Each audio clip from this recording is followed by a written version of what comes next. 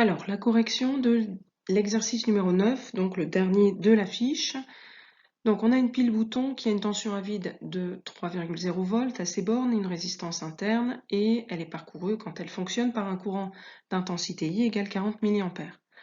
Donc, première question, on nous demande d'exprimer la tension U aux bornes de la pile en fonction de E, R et I. Donc ça, c'est une question de cours. En fait, il faut redonner l'expression de la tension aux bornes d'une source réelle de tension, qu'on appelle aussi un générateur réel. Donc ça, c'est une formule de cours. On a la tension qui est égale à U, qui est égale à E moins R fois I. Donc E, c'est la tension à vide, c'est-à-dire la tension quand la pile est seule, qu'elle n'est pas branchée dans un circuit et qu'elle n'est pas en train de débiter un courant. Et R, c'est la résistance interne en ohms. Et I, c'est l'intensité du courant qu'elle débite. Donc on voit que dès qu'elle va délivrer du courant, il y a un petit morceau qui va se déduire de cette tension à vide qui va faire que la tension aux bornes de la pile sera toujours, quand elle fonctionne, inférieure à sa tension à vide. Alors pour la deuxième question, on nous demande de calculer la valeur de cette résistance interne, R, sachant qu'on mesure pendant son fonctionnement 2,92 volts. Donc dans l'expression précédente, il faut isoler R. Et il faut le faire avant d'écrire la moindre valeur. Il faut donner la formule de R, l'expression de R. Donc là, on voit qu'il y a deux morceaux. Il est pris avec une multiplication avec I et il y a une partie avec E. Donc il faut d'abord faire passer E. La multiplication sera prioritaire. Donc on fait passer E de l'autre côté, de ce côté-là, et ça devient moins E. Alors en réalité, il suffit de faire moins E de chaque côté pour supprimer E, et on obtient, donc on isole R dans l'expression, et on va obtenir moins RI est égal à U moins E. En fait, en faisant moins E de chaque côté, E va se supprimer. Alors on fait ça parce que la multiplication est prioritaire, je vous le rappelle. Alors ensuite, j'ai encore des choses à supprimer. Là déjà, premièrement, j'ai le moins.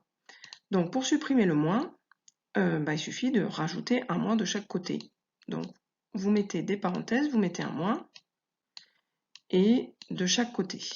Alors on voit que du premier côté, moins et moins, ça fait plus, donc je vais avoir RI, donc j'ai supprimé le moins de ce côté-là. Et de l'autre côté, attention, j'ai un moins devant une parenthèse, donc ça va me donner moins U et moins E. Donc ça fait plus E, c'est-à-dire moins U plus E. Donc j'obtiendrai RI est égal à moins U plus E, on peut l'écrire tout simplement E moins U. Donc en fait, le fait de supprimer le moins, ici, va inverser ces deux morceaux-là, U et E, ça va donner E moins U. Alors, dernière chose à supprimer, maintenant, c'est I, puisqu'on cherche R. Donc pour ça, on divise par I des deux côtés.